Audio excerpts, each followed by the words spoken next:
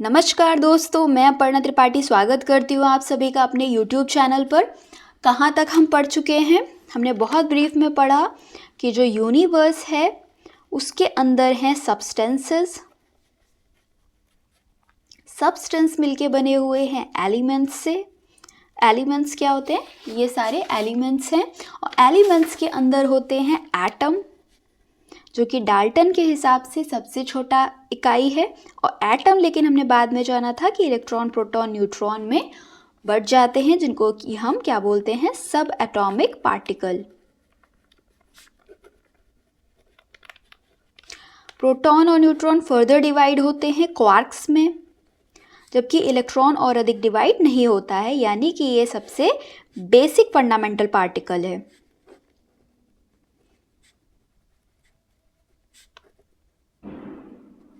Electron आवारा कण होता है ना, आवारा लोगों को कोई तोड़ सकता है क्या? नहीं तोड़ सकता है, ठीक है। मतलब याद करने के लिए बता रही हूँ, ठीक है। वैसे तो हमने इतनी बार चीज़ों को डिस्कस कर लिया ना कि एकदम खून में समाहित हो गई होंगी, ठीक है। चलिए, इसके बाद हमने देखा था कि एटम की सजावट कैसी होती है। कैसी होती है सजावट? अंदर न्यूक्लियस होता है, यानी कि केंद्रक होता है, इसी को न्यूक्लियाई बोलते हैं। जब संख्या ज़्यादा होगी न्यूक्लियस की तो न्यूक्लियाई बोलते हैं। इसके अंदर प्रोटॉन और न्यूट्रॉन होते हैं और बाहर इलेक्ट्रॉन चक्कर लगा रहा होता है। अंदर प्रोटॉन और न्यूट्रॉन न्यूक्लियर फोर्स की वजह से बंधे हुए होते हैं, ठीक है। इसको हम बहुत अच्छे से समझ चुके हैं। अब न्यूक्लियस के लेवल पर क्या क्या काम होते हैं हमको यहाँ देखना था। तो न्यूक्लियस के लेवल पर क्या होता है कि न्यूक्लियस जो है, अभी तो हमें दिख रहा है कि न्यूक्लियर फोर्स लग रहा है, ये स्टेबल है। जब ये अनस्टेबल होगा तो बहुत सारे काम होंगे। जब ये अनस्टेबल होगा तो बहुत सारी हरकतें होंगी। प्रोटॉन और न्यूट्रॉन रेशियो डिस्टर्ब होने से जब ये अनस्टेबल होता है तो हरकतें होती हैं। हरकतें क्यों होती? क्योंकि भाई हर कोई स्टेबल होना चाहता है दुनिया में, हर कोई स्टेबल होना चाहता है। हम और आप भी अगर तैयारी करते हैं तो किस लिए? स्टेबिलिटी को पाने के लिए। तो अगर न्यूक्लियस अनस्टेबल हो गया है तो वो स्टेबिलिटी को पाने के लिए कुछ ना कुछ हरकत करेगा ना। इन्हीं हरकतों को क्या बोलते हैं? अगर ये हरकत कर रहा है तो इसको रेडियो एक्टिविटी बोलते हैं। और अगर ये खुद से हरकत ना करे, हम हरकत इसकी थोड़ी सी इसको हम इंड्यूस कर दें इसको स्टेबिलिटी लाने के लिए, तो फिर उसको बोलेंगे हम न्यूक्लियर फिजन बोलेंगे।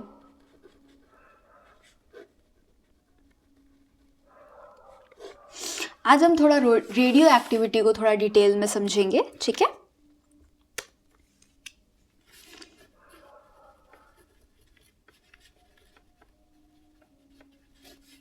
ऑल्दो हम कई बार रेडियो एक्टिविटी टर्म को डिस्कस कर चुके हैं कि जब भी रेडियो एक्टिविटी आपके सामने शब्द आए, आपको तुरंत समझना है कि न्यूक्लियस के लेवल पर काम हो रहा है। न्यूक्लियस जो है वो अनस्टेबल है, उसमें हलचल मची हुई है, यानी कि पूरे यूनिवर्स में जो इतना छोटा पार्ट है उसमें हलचल मची है, इसलिए रेडियो एक्टिविटी प्रदर्शित हो रही। मतलब कितना छोटा? मतलब पूरा एटम, मतलब एटम जो कि ऑलरेडी इतना छोटा होता है जिसको हम देख नहीं सकते। किसी भी सब्सटेंस की सबसे छोटी इकाई वो खुद इतना छोटा होता है। अगर हम उसको मान ले कमरे के बराबर, तो कमरे में रखी हुई जो सुई होगी ना, सुई की नोक न्यूक्लियस के बराबर होगी। तो इतना छोटा न्यूक्लियस है, उसमें अनस्टेबिलिटी हो रही है तो सारी हरकतें हो रही हैं, यानी कि रेडियो एक्टिविटी होगी, न्यूक्लियर फिजन होगा, एटम बॉम्ब बनेंगे, न्यूक्लियर वेपन बनेंगे, न्यूक्लियर रिएक्टर बनेगा। वो सब न्यूक्लियस के लेवल पर काम हो रहे हैं। रेडियो एक्टिविटी क्या है? देखो, इसको एक तो स्पॉन्टेनियस फिजन भी बोलते हैं। Spontaneous fission. अगर न्यूक्लियस क्या करे? न्यूक्लियस में है प्रोटॉन और न्यूट्रॉन। अगर ये स्टेबिलिटी को पाने के लिए अपने अंदर से अल्फा पार्टिकल, बीटा पार्टिकल और गामा रेज को, अल्फा पार्टिकल्स, बीटा पार्टिकल्स और गामा रेज को ये निकाल रहा है, तो ये रेडियो एक्टिविटी दिखा रहा है और इसके एलिमेंट को हम रेडियो एक्टिव एलिमेंट बोल देंगे, अगर ये खुद ही ये सब हरकत कर रहा है। हमने अल्फा पार्टिकल को बहुत अच्छे से डिस्कस किया था। अल्फा पार्टिकल क्या होते हैं? अल्फा पार्टिकल निकालने का मतलब हमने माना कि ये न्यूक्लियस है, ये प्रोटॉन और ये न्यूट्रॉन और ये न्यूक्लियस है। अल्फा पार्टिकल अगर इससे निकल रहा है तो इसका मतलब क्या हो रहा है, 2 प्रोटॉन बाहर जा रहे हैं और 2 न्यूट्रॉन बाहर जा रहे हैं। ये हो गया अल्फा पार्टिकल निकल गया। बीटा पार्टिकल निकल रहा है तो इसका क्या मतलब होता है, देखो इसको थोड़ा सा और अच्छे से समझाते हैं। बीटा पार्टिकल निकलने का क्या मतलब होता है, इसको हम लोग बीटा डिके बोलते हैं, बीटा डिके बोलते हैं। इसमें होता क्या है कि या तो प्रोटॉन न्यूट्रॉन में बदलने की कोशिश करेगा, भाई प्रोटॉनों की संख्या ज़्यादा होगी तो वो प्रोटॉन न्यूट्रॉन में बदलने की कोशिश करेगा, और न्यूट्रॉनों की संख्या ज़्यादा होगी तो न्यूट्रॉन प्रोटॉन में बदलने की कोशिश करेगा। ज़रा हम बदल के देखते हैं, ये हमने लिया प्रोटॉन, ठीक है। प्रोटॉन पर कितना चार्ज होता है, 1 चार्ज होता है, और प्रोटॉन का भार कितना होता है, 1 होता है। चार्ज हम हमेशा नीचे लिखते हैं, भार हम हमेशा ऊपर लिखते हैं, ध्यान रखना। तो प्रोटॉन हमने लिया, चार्ज नीचे लिखा, भार ऊपर लिखा। हम प्रोटॉन हमारे पास ज़्यादा है, न्यूक्लियस में प्रोटॉन ज़्यादा है, अनस्टेबिलिटी है, हमें स्टेबल करना है तो क्या करना होगा, हमें प्रोटॉन को न्यूट्रॉन में बदलना होगा। प्रोटॉन को न्यूट्रॉन पे कितना चार्ज होता है, 0 चार्ज होता है, भार कितना होता है, 1 होता है, वही सेम 1 AMU प्रोटॉन के बराबर भार होता है। अच्छा, यानी इस कंडीशन को इस कंडीशन पे लाना है, तो कैसे ला पाएंगे हम, हमें 1 को गायब करना रहा होगा ना, 0 पे लाना रहा होगा। तो यहाँ वाले पार्ट को हम कैसे बराबर कर सकते हैं, भाई यहाँ पे जितना चार्ज है उतना ही चार्ज यहाँ पर होना चाहिए, यहाँ जितना भार है उतना ही भार यहाँ पे होना चाहिए। तो ये 0 है, हमें 1 और चाहिए, यहाँ पे 1 और चाहिए। ऊपर 1 है और यहाँ पे भी 1 है, तो अब हमें और भार नहीं चाहिए, यहाँ पे हमें 0 चाहिए। तो ये क्या होता है, जिसमें प्लस का 1 हो, ऊपर 0 हो, तो ये पॉजिट्रॉन होता है, ये पॉजिट्रॉन कहलाता है। इट इज़ ये इलेक्ट्रॉन का एंटी पार्टिकल है, ठीक है। लेकिन अगर न्यूट्रॉन प्रोटॉन बदलना चाहता है तो अब क्या होगा, यहाँ 0 है, यहाँ पे भी 0 करना होगा तो -1 करना होगा। ऊपर चार्ज तो 0 ही रखना पड़ेगा क्योंकि 1 और 1 हो चुका ऑलरेडी। ये क्या है, ये एक्चुअल इलेक्ट्रॉन है, ये इलेक्ट्रॉन है। लेकिन ये न्यूक्लियस में से कहाँ से निकला जा रहा है, तो न्यूक्लियस में ये जनरेट हो रहा है उसी मोमेंट पे जिस समय डिके हो रहा है, ठीक है। इसको कौन सा डिके बोलते हैं, इसको बोलते हैं बीटा प्लस डिके, यानी कि पॉजिट्रॉन। इसको क्या बोलते हैं, बीटा माइनस डिके, यानी कि इलेक्ट्रॉन, ठीक। यानी कि बीटा प्लस डिके में क्या हो रहा है, जो प्रोटॉन है ना, प्रोटॉन जो है वो न्यूट्रॉन में कन्वर्ट हो जा रहा है। मान लो कि 5 प्रोटॉन है, 5 न्यूट्रॉन है, तो ये वाला प्रोटॉन जो है वो न्यूट्रॉन के पास चला जा रहा है, ठीक है, ये काम हो रहा है। लेकिन बीटा माइनस डिके में क्या हो रहा है कि न्यूट्रॉन जो है वो प्रोटॉन में कन्वर्ट हो जा रहा है, ठीक है। ये काम हो रहा है न्यूक्लियस के अंदर। गामा रेस कब निकलेंगी, देखो चाहे अल्फा पार्टिकल्स निकले चाहे बीटा पार्टिकल्स निकले, गामा रेस हमेशा ही निकलती हैं। क्योंकि जब अल्फा या बीटा पार्टिकल न्यूक्लियस के अंदर से निकल रहे होते हैं ना, तो न्यूक्लियस जो है या एलिमेंट जो है वो एक्साइटेड स्टेट में पहुंच जाता है, तो फिर वो ग्राउंड स्टेट पे आने के लिए इलेक्ट्रोमैग्नेटिक वेव को यानी गामा रेस को वो बाहर निकालता है। तो ये तो हर केस में निकलेगा। तो यही है रेडियो एक्टिविटी। तो रेडियो एक्टिविटी का एक्सपेरिमेंट सबसे पहले किया था हेनरी बैकरल।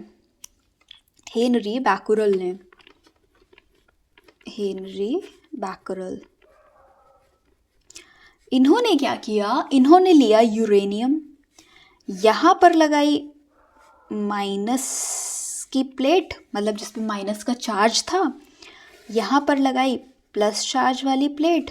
अब यूरेनियम में को यहाँ पर रख दिया। यूरेनियम से अल्फा पार्टिकल निकले, वो पहुँच गए इधर। यूरेनियम से बीटा पार्टिकल निकले, वो पहुँच गए इधर। और यूरेनियम से गामा रेज निकली, वो सीधे निकल गई, ठीक है, क्योंकि गामा रेज में कोई चार्ज होता नहीं। बीटा निगेटिव होगा यानी इलेक्ट्रॉन निकलेंगे तो ये प्लस की तरफ जाएगा, और अल्फा निकलने का मतलब क्या हो गया, 2 प्रोटॉन निकल रहे हैं यानी कि 2 प्लस चार्ज निकल रहे हैं, तो प्लस किसकी तरफ अट्रैक्ट होगा, माइनस की तरफ अट्रैक्ट होगा।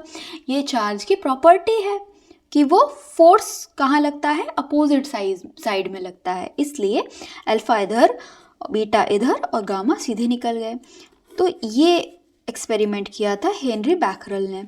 उसके बाद जो मैरी क्यूरी थी और पियरे क्यूरी, मैडम क्यूरी और पियरे क्यूरी जो थे, उन्होंने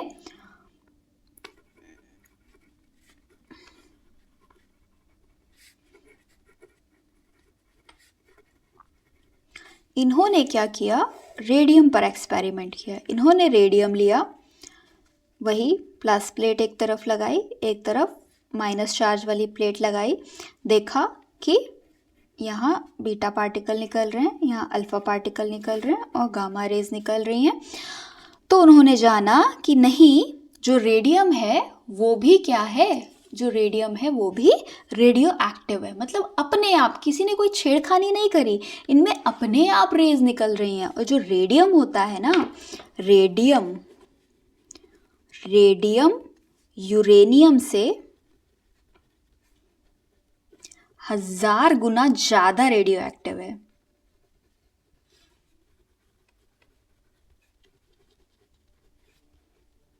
समझ में आई बात, कि रेडियम यूरेनियम से 1000 गुना ज़्यादा रेडियो एक्टिव है। इन लोगों ने ये एक्सपेरिमेंट किए रेडियो एक्टिविटी को लेके।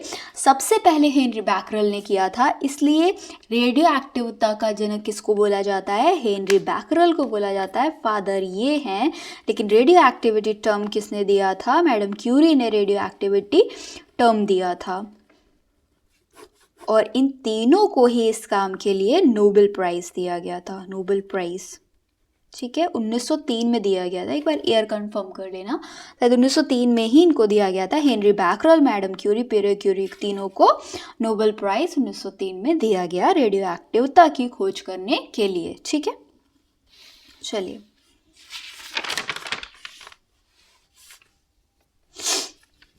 फिर है ये question, radio activity is measured by. तो रेडियो एक्टिविटी को मेजर करते हैं जीएम काउंटर से, गाइगर मुलर काउंटर, ठीक है। यूनिट्स कौन कौन सी हैं, चूंकि बैकरल ने इसकी खोज की थी, इसलिए बैकरल इसकी एसआई यूनिट है। इसके अलावा क्यूरी भी यूनिट है, रदरफोर्ड भी यूनिट है। रदरफोर्ड जानते हो ना, रदरफोर्ड कौन है, रदरफोर्ड जिसने नाभिक की खोज की थी, न्यूक्लियस की खोज की थी, वो है रदरफोर्ड, ठीक है। इनका एक्सपेरिमेंट भी हमने पढ़ा है। गोल्ड फॉइल ली थी उन्होंने, स्कैटरिंग कराई थी अल्फा पार्टिकल्स की, और फिर उन्होंने न्यूक्लियस को खोजा था। उन्होंने जाना था कि अंदर कुछ है, अंदर न्यूक्लियस में कुछ है, भार है, और बाकी पूरा का पूरा एटम जो है वो खाली है। ये रदरफोर्ड ने ही बताया था, तब जाके न्यूक्लियस के अंदर चीज़ें लोग और खोज पाए कि कैसे ये स्टेबल है, अनस्टेबल है, उसमें रेडियो एक्टिविटी हो रही है, ठीक है। फिर है आर्टिफिशियल और इंड्यूस्ड रेडियो एक्टिविटी। अभी तक क्या हो रहा था कि एक अनस्टेबल एलिमेंट था, अनस्टेबल एटम था, अनस्टेबल न्यूक्लियस था।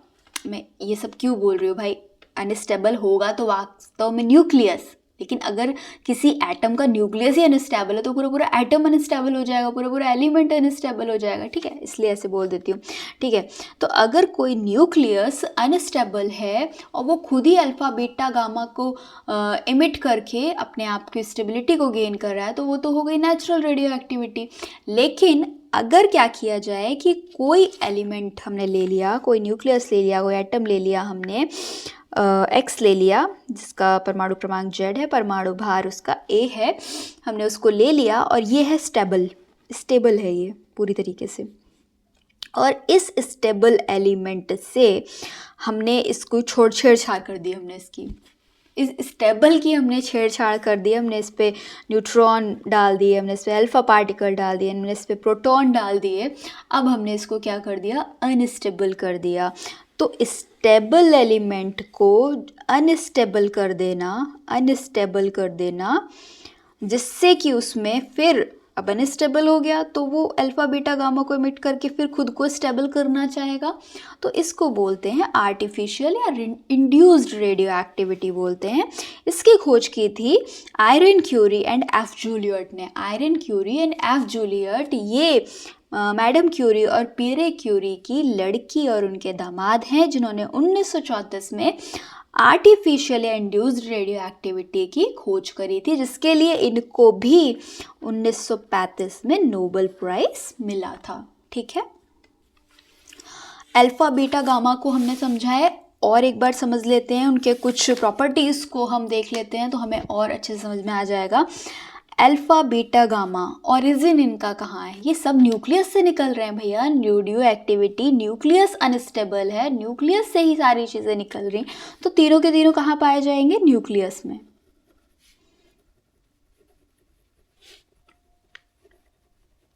नेचर कैसा है? अल्फा पार्टिकल होते क्या हैं भैया? अल्फा पार्टिकल माने 2 प्रोटॉन और 2 न्यूट्रॉन, और 2 प्रोटॉन और 2 न्यूट्रॉन का मतलब हो गया हीलियम का न्यूक्लियस, यानी हम इसको हीलियम +2 भी लिख सकते हैं।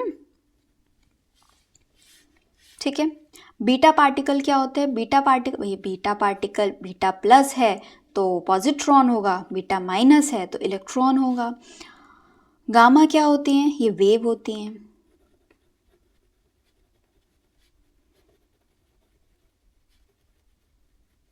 यानी नेचर ये हुआ कि ये पार्टिकल हैं, ये भी पार्टिकल हैं और ये वेव हैं।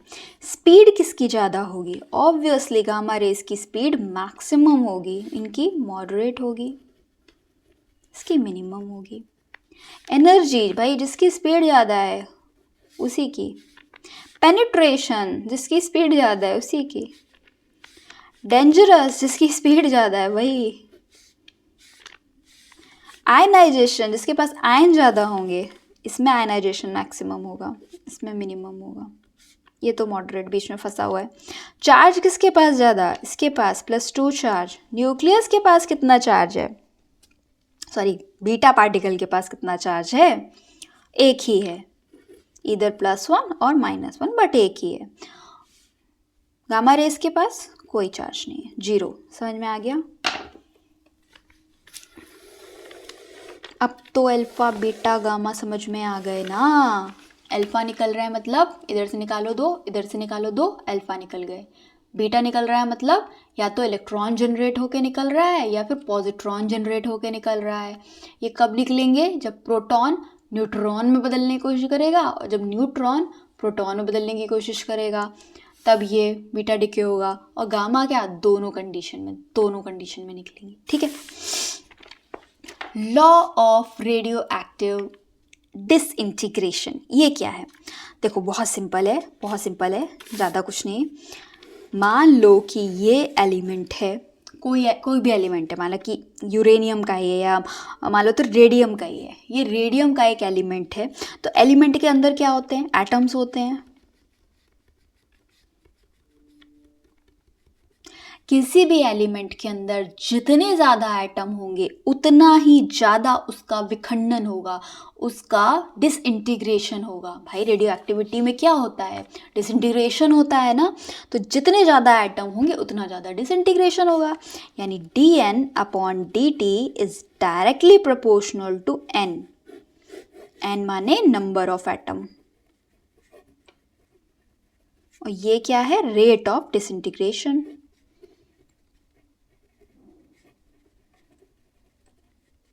यानी कि विखंडन की दर तत्व में उपस्थित परमाणुओं के समानुपाती होती है। मान लो कि कोई एलिमेंट है जिसमें खाली इतने ही एटम हो, तो इसका विखंडन क्या होगा? कम होगा। समय के टाइम फ्रेम में इसका विखंडन कम होगा, समय के उसी टाइम फ्रेम में इसका विखंडन ज़्यादा हो जाएगा। यही है law of radio active disintegration. अच्छा, अगर मान लो कि एलिमेंट में 20 एटम भरे हुए हैं, कितने? 20 एटम भरे हुए हैं। कुछ समय बाद ये एटम 10 रह जाएं, ये एटम 10 रह जाएं, यानी कि आधे रह जाएं। तो जितने समय में ये एटम आधे रह जाएंगे उसी को उस एलिमेंट का हाफ लाइफ बोल देंगे, उसी को उस एलिमेंट का हाफ लाइफ बोल देंगे। कुछ रटने की ज़रूरत है, कुछ परिभाषा लिख के रटने की ज़रूरत है क्या? नहीं। Law of radio active disintegration क्या है कि एलिमेंट के अंदर जितने एटम है, जितने ज़्यादा होंगे उतना ज़्यादा डिसइंटीग्रेशन होगा, और जब ये एटम आधे रह जाएं तो उसको उसकी हाफ लाइफ बोल देंगे। सिंपल है। इसको किसने दिया था? ये दिया था रदरफोर्ड एंड सोडी ने। रदरफोर्ड कौन है? वही जिन्होंने न्यूक्लियस की खोज की थी, जिनका हमने स्कैटरिंग वाला एक्सपेरिमेंट देखा था। ठीक, आगे देखते हैं। ग्रुप डिस्प्लेसमेंट लॉ, इसको भी खत्म कर लेते हैं अभी। ग्रुप डिस्प्लेसमेंट लॉ दिया था सोडी एंड फैजान ने। ग्रुप डिस्प्लेसमेंट लॉ में क्या होता है? कुछ नहीं है, ऐसे समझो, एक हमने एलिमेंट लिया X, इसका परमाणु क्रमांक कितना होगा? Z होगा। परमाणु भार कितना होगा? A होगा। अगर इससे अल्फा पार्टिकल निकल जाए, आप खुद बताओ, अल्फा पार्टिकल निकल जाए तो क्या होगा? आप कहोगे अल्फा पार्टिकल का मतलब, न्यूक्लियस से अल्फा पार्टिकल निकलने का मतलब 2 प्रोटॉन निकल गए और 2 न्यूट्रॉन निकल गए। क्या हुआ? 2 प्रोटॉन निकले और 2 न्यूट्रॉन निकले हैं। तो 2 प्रोटॉन निकलने से क्या होगा? ये जो Z है, Z ही तो प्रोटॉनों की संख्या होती है, Z ही तो परमाणु क्रमांक होता है, इसमें 2 की कमी आ जाएगी। और परमाणु भार में कितने की कमी आएगी भैया? परमाणु भार तो टोटल है, 2 प्रोटॉन निकाले और 2 न्यूट्रॉन भी निकाले हैं, 4 की कमी आएगी, 4 की कमी आएगी। यानी कि ये जो एलिमेंट है, अब जो ये जो एलिमेंट मिला है, ये जो पीरियोडिक टेबल है उसमें 2 स्थान आगे खिसक जाएगा। आगे खिसकने का मतलब क्या हुआ? एग्जाम्पल ले लेते हैं हम मान लो ले लें 11 Na 23, 11 सोडियम 23। इससे जरा अल्फा पार्टिकल निकालो, 2 प्रोटॉन और 2 न्यूट्रॉनों को निकालो। 2 प्रोटॉनों को निकालने का मतलब यहाँ हो जाएगा 9, और ऊपर क्या हो जाएगा? 23 - 4 19। अब भैया 9 एटॉमिक नंबर वाला कौन सा एलिमेंट है? 9 वाला ये रहा, फ्लोरीन। तो फ्लोरीन लिखो ना यहाँ पे।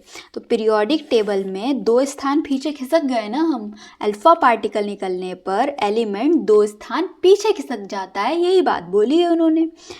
फिर ये कहते हैं कि अगर एलिमेंट से हम बीटा पार्टिकल निकालें तो क्या होगा? अगर हम बीटा पार्टिकल निकालें, बीटा निकाल रहे हैं यानी कि हम क्या निकाल रहे हैं? हम इलेक्ट्रॉन निकाल रहे हैं ना इसके अंदर से। देखो, बीटा पार्टिकल अगर हम माइनस बीटा निकालते हैं तो हम एक्चुअल में क्या कर रहे होते हैं? हम न्यूट्रॉन को प्रोटॉन में बदल रहे होते हैं, न्यूट्रॉन को प्रोटॉन में बदल रहे होते हैं। यानी प्रोटॉन अगर 5 थे तो कितने हो गए? 6 हो गए।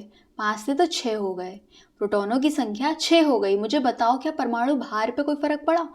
ये जितने थी उंगलियां तो उतनी रही ना, ये इससे लग गई बस जाके, लेकिन परमाणु भार पे कोई फर्क पड़ा? कोई फर्क नहीं पड़ा। तो इसलिए Z तो +1 हो जाएगा, क्योंकि प्रोटॉन कन्वर्ट होगा न्यूट्रॉन में, नहीं सॉरी, न्यूट्रॉन कन्वर्ट होगा प्रोटॉन में। जब इलेक्ट्रॉन निकलता है तो न्यूट्रॉन प्रोटॉन में कन्वर्ट होता है, ठीक है। और भार पे कोई फर्क पड़ेगा? कोई फर्क नहीं पड़ेगा। अगर हम कोई उदाहरण ले लें, मान लो 11 Na 23 को ही ले लें, ऑल्दो ये स्टेबल है, इससे अल्फा बीटा गामा नहीं निकलने वाले, लेकिन हम उदाहरण ले रहे हैं, ठीक है। इससे अगर हम बीटा पार्टिकल को निकालें तो न्यूट्रॉन क्या होगा? प्रोटॉन में कन्वर्ट होगा। यहाँ से एक न्यूट्रॉन उठ के यहाँ चला जाएगा, तो ये 11 का हो जाएगा 12, और ऊपर कोई फर्क पड़ेगा?